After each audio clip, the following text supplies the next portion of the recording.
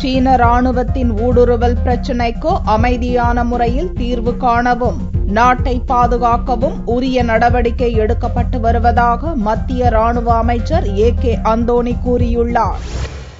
ஜம்மு காஷ்மீர் மாநிலம் லடாக் பிராந்தியத்தில் இந்திய எல்லைக்குள் 10 கிலோமீட்டர் தூரத்துக்கு சீன ராணுவம் கடந்த ஏப்ரல் 15ஆம் தேதி ஊடுருவியது. இதனால் அங்கு இந்திய ராணுவமும் நிறுத்தப்பட்டதால் எல்லையில் போர் பதற்றம் ஏற்பட்டுள்ளது.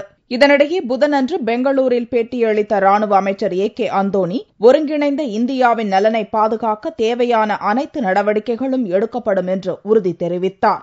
ஊடுருவல் பிரச்சினையை அமைதியான முறையில் பேசி தீர்க்கும் வகையில் பல மட்டங்களில் இரு நாடுகளிடையே பேச்சுவார்த்தை நடத்தப்பட்டு வருவதாகவும் அந்தோணி கூறினார். இப்பிரச்சினையில் இந்தியா அமைதி காப்பது ஆச்சரியம் அளிப்பதாக கருத்து கூறியுள்ள பாரதிய ஜனதா தலைவர் ராஜ்நாத் சிங், நாட்டின் பாதுகாப்பு தொடர்பான விவகாரத்தில் அரசு எடுக்கும் நடவடிக்கைக்கு பாரதிய ஜனதா முழு அளவில் ஒத்துழைக்கும் என்றும் கூறினார்.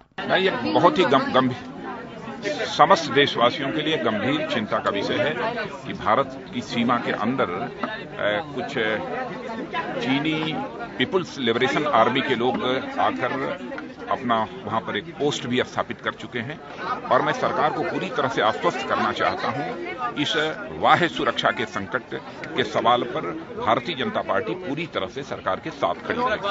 லடாக் பிராந்தியத்தில் ஏப்ரல் 15ஆம் தேதிக்கு முன்பிருந்த நிலையே தொடர வேண்டுமென சீன ராணுவத்தை இந்திய வெளியுறவுத்துறை அமைச்சகம் வலியுறுத்தியது. அதை ஏற்க மறுத்த சீன ராணுவம் இந்திய எல்லைக்குள் தாங்கள் அத்துமீறவில்லை என்றும் தங்களது எல்லையிலேயே முகாம் அமைத்திருப்பதாகவும் கூறி வருவது குறிப்பிடத்தக்கது.